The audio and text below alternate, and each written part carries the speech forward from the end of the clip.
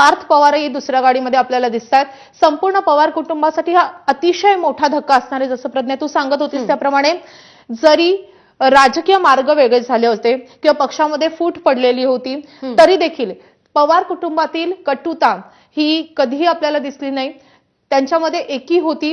वेगवेगळ्या सणा समारंभाच्या निमित्तानं पवार कुटुंब आपल्याला कायमच एकत्र दिसलेलं होतं आणि आता तर त्यांनी एकत्रित निवडणुका लढवलेल्या होत्या. त्यामुळे पवार कुटुंब पुन्हा एकत्र येणार किंवा त्यांचे दोन्ही पक्ष एकत्र येणार अशी चर्चा गेल्या काही दिवसात राजकीय वर्तुळात सुरू असताना आता ही अतिशय हादरवणारी बातमी आली आहे.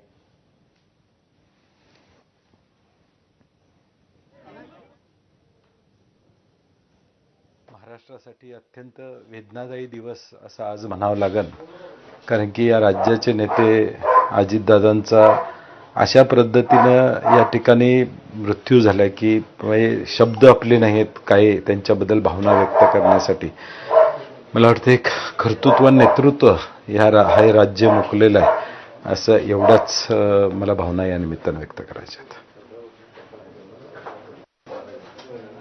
ही प्रतिक्रिया आपण पाहिली. एक कर्तृत्ववान नेत्याला राज्य मुकलंय असं सतेज पाटील म्हणालेत. आणि माधवी, जसं तू सांगत होतीस की महाराष्ट्राच्या राजकारणातले वारे काहीसे बदलत होते तसं चित्र निर्माण झालं होतं. दोन्ही राष्ट्रवादी या महानगरपालिकांच्या निवडणुकांमध्ये काही ठिकाणी एकत्र लढल्या होत्या आणि हाच पॅटर्न नंतर राज्यात सत्तेत देखील येईल अशी देखील चर्चा रंगत असताना अजित पवार यांची ही अकाली एक्झिट मनाला चटका लावणारी आहे. अजित पवारांच्या राजकीय कारकिर्दीचा जर विचार केला तर उपमुख्यमंत्रीपद आणि अजित पवार हे एक वेगळं समीकरण निर्माण झालं होतं.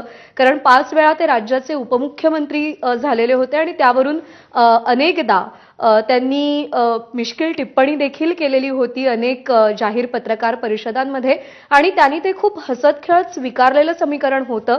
पण त्यासोबतच कार्यकर्त्यांची एक सुप्त इच्छा होती की आपल्या नेत्यानं मुख्यमंत्री बनावं आणि मुख्यमंत्री पदासाठी प्रचंड कॅलिबर असलेला नेता म्हणून अजित पवारांकडे पाहिलं जायचं. कारण का मुख्यमंत्री पद मिळवण्यासाठी किंवा मुख्यमंत्रीपदी बसण्यासाठी जे जे गुण आवश्यक असतात ते सगळे गुण अजित पवारांकडे होते. महाराष्ट्राच्या राजकारणाचा प्रचंड असा दांडगा व्यासंग त्यांच्याकडे होता. शरद पवारांचा अनुभव त्यांच्या पाठीशी होता.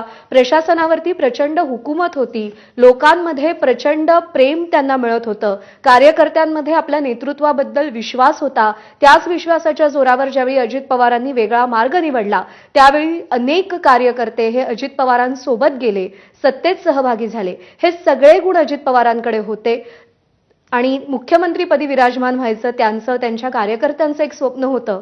पण दुर्दैवानं ते आता कधीच पूर्ण होणार नाहीये. आपण काही महत्त्वाचे अपडेट्स देऊयात. उपमुख्यमंत्री एकनाथ शिंदे हे आता बारामतीच्या दिशेने रवाना झाल्याचं कळतंय आणि पंतप्रधान नरेंद्र मोदींनी देखील मुख्यमंत्र्यांशी या विमान अपघाताची आणि अजित पवारांच्या मृत्यू संदर्भात फोनद्वारे माहिती घेतल्याचं कळतंय. आजचा सगळा दौरा मुख्यमंत्री आणि उपमुख्यमंत्री एकनाथ शिंदे यांनी रद्द केलेला आहे. हे सगळे नेते आता बारामतीकडे रवाना होत आहेत. अजित पवारांचे सगळे महत्त्वाचे नेते, पहिल्या फळीतले नेते, मंत्री यांनाही अश्रू अनावर झालेले आहेत. हे सगळे नेते आता बारामतीकडे धाव घेत आहेत. त्यांच्यासाठी त्यांचा ज्याच्या विश्वासावर ते राजकारणामध्ये पुढे जात होते तर त्यांचा तो नेता आता गमावलेला आहे. त्यामुळे त्यांच्याही अश्रूंचा बाण फुटलाय.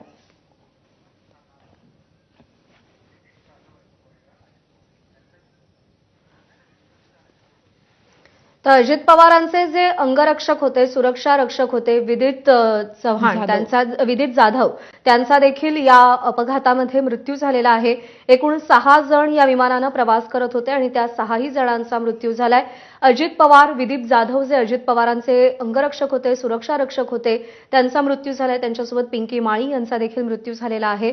तर कॅप्टन होते 2 जण, सुमित कपूर आणि शांभवी पाठक, त्यांचा देखील या विमान अपघातामध्ये दुर्दैवी मृत्यू झालेला आहे.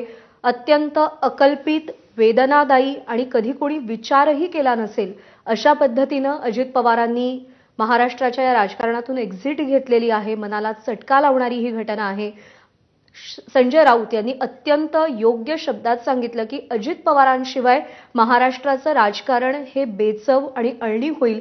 कारण का महाराष्ट्राच्या राजकारणामध्ये एक स्पार्क निर्माण करणं, महाराष्ट्राच्या या संपूर्ण राजकीय वर्तुळात जिथे कायमच आरोप प्रत्यारोप होत असतात, टीका टिप्पणी होत असते, तिथे मिश्किल वक्तव्य करून काहीसा कार्यकर्त्यांवरचा ताण हलका करणं, आपल्या सहकाऱ्यांवरचा ताण हलका करणं हे अजित पवार सातत्यानं करत असायचे. आणि प्रत्यक्षदर्शींनी काय सांगितलंय पाहूया. उपमुख्यमंत्री अजित पवार यांच्या विमानाचा आज सकाळी अपघात झाला. जे प्रत्यक्षदर्शी आहेत त्यांच्याशी आपण संवाद साधूयात. नेमकं तुम्ही सकाळी काय बघितली? म्हणजे ते एरोप्लेन पहिल्यांदा गेलं, ते पहिल्यांदा असं वरून गेलं, मग ते फिरून आलं आणि ते गावाकडून असं खालून येत होतं आणि ते असं म्हणजे साईडला असं ते ही होत होतं उलट असं, आणि ते असं फिरलं, ते जाग्यावर असं टच झालं खाली त्या पट्टीच्या आणि जाग्यावर बरोबर असा स्फोट झाला.